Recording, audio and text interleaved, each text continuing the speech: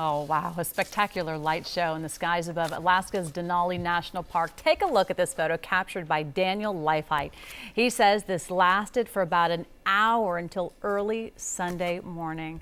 A spectacular green. The Northern Lights, also known as Aurora Borealis, are best viewed in the fall, winter, and early spring when the sky is darkest. Visitors say the park offers a perfect viewing spot for the phenomenon, away from the light pollution of more populated areas. You've seen the Northern Lights before. Yeah, I just didn't realize they were Northern Lights. I was nervous. I was like, what is that in the sky? I lived in the Midwest at the time, and I just never thought they would happen. Pretty dramatic, pretty amazing. We're still looking above. We're looking above. We're looking for clouds for some rain, and we got this much. This is a meteorological. This is this is in our artistic impression classes. That means we only got a trace of rain.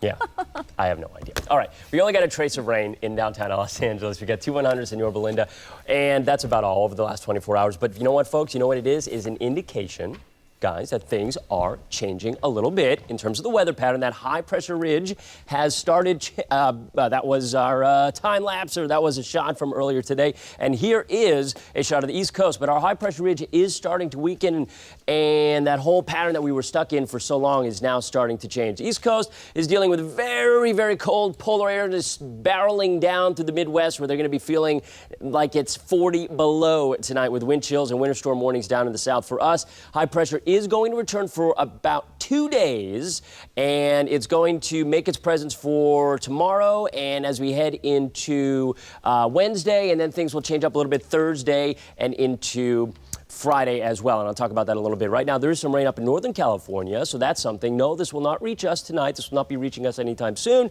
In fact, we're going to stay dry until maybe as we head in through Thursday into early Friday. We might see a few showers at that point, but the chance kind of on the low end. 61 right now in Burbank, winds light, humidity 60%, and this is the big setup right now. Let me zoom in and I'll show you. We've got a lot of energy off to the west, high pressure right about here, and it's starting to, let me get that in there, that high pressure. Do I have it? There it is. All right, thank you. That's making its way back into our pattern, and that's going to give us those northeast winds, and that's going to warm us up for tomorrow and into Wednesday. And then what happens is we get a little system that rolls through on Thursday, brings us a slight chance of rain, and really cools us down. But for tomorrow, about average. 51 Pasadena to wake you up, 49 Glendale, 52 Inglewood, and 53 in Malibu. Highs tomorrow. We are starting to warm back up again for just a couple of days before things really change up heading into late Thursday into Friday. And you'll see that in the 7-day. Lucky 7s for Ontario, Riverside, and 71 Irvine, Huntington Beach, 65 tomorrow. Here's that live Mega Doppler 7000 HD 7A forecast for LA Metro and Orange County. Powered by AccuWeather.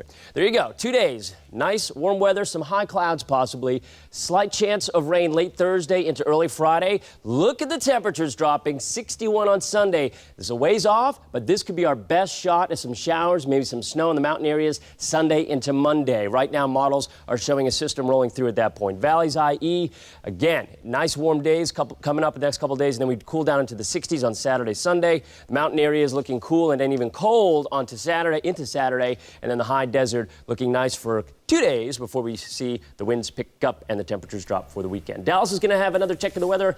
ABC 7 at 11. Back to you guys at the desk. Jonathan Novak, thank you. In the meantime, for nearly 2 weeks, the Clippers and the Lakers have been away from Staples on their annual Grammy road trip.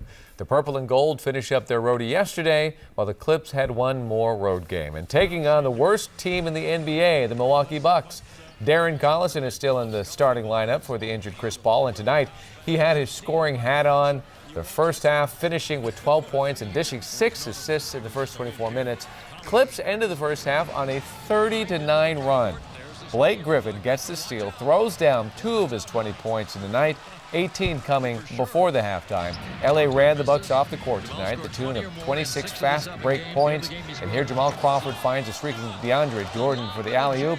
Clippers up 85-61 to that point. It was Crawford who led the Clips in scoring tonight, nailing 5 of 9 from behind the arc, finishing with 25 points. Clips finished their road trip at 5-2, crushing the Bucks 114-86. The Lakers made a return to the Southland a day ahead of the Clippers after 7 games on the road for the Grammys.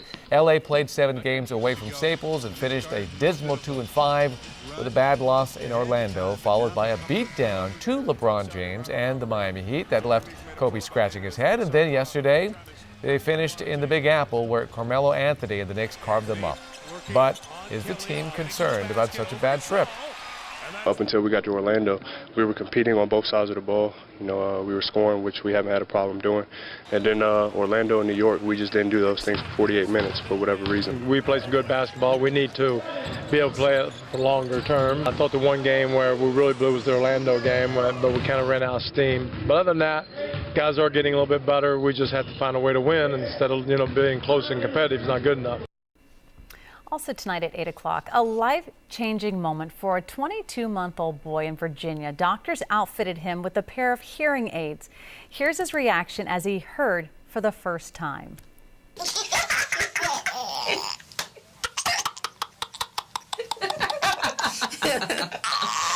You like that, huh? Oh my God, that is so funny. Well, that is Dylan Lipton-Lesser laughing. His mom posted this video on YouTube as he tested out his new hearing aids at the Children's Hospital of Richmond. He now loves listening to music, playing piano, and of course, laughing. Dylan has the best laugh in the world. I love it. And then maybe hearing himself laugh makes him laugh even harder. That's a great story. Sweet. Much more to come on Eyewitness News, including this. Are you really ready for some football? I'm Alex Michelson. Coming up, we'll take you inside a Super Bowl party unlike anything you've ever seen before.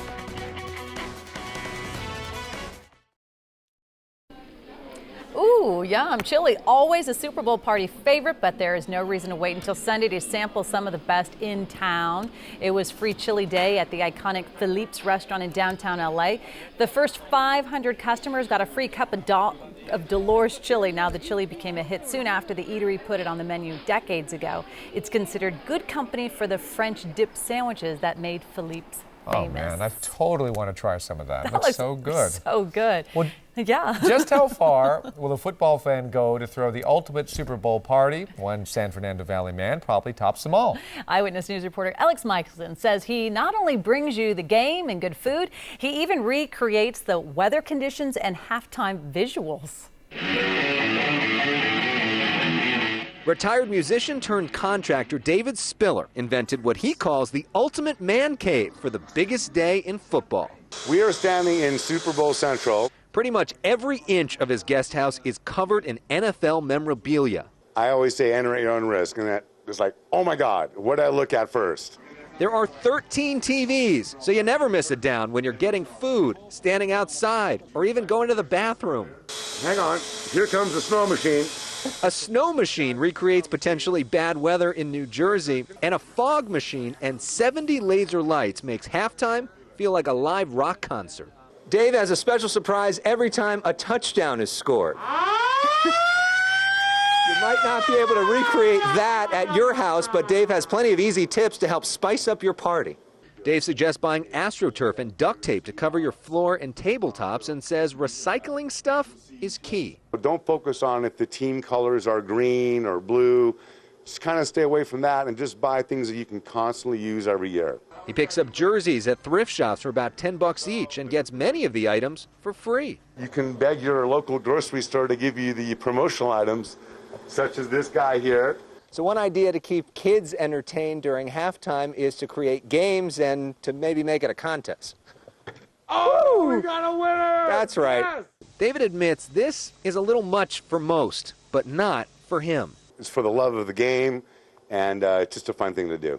In Studio City, Alex Michelson, ABC7 Eyewitness News. What a fun party. Well, thank you so much for joining us for Eyewitness News at 8 here on LA 56. Law and Order SVU is next here on LA 56. Take a look at this. The Empire State Building lit up in the Seahawks and the Broncos colors, and they say come Sunday night, the winner of the Super Bowl, only their colors will be on the Empire State Building. Have a good night, everyone.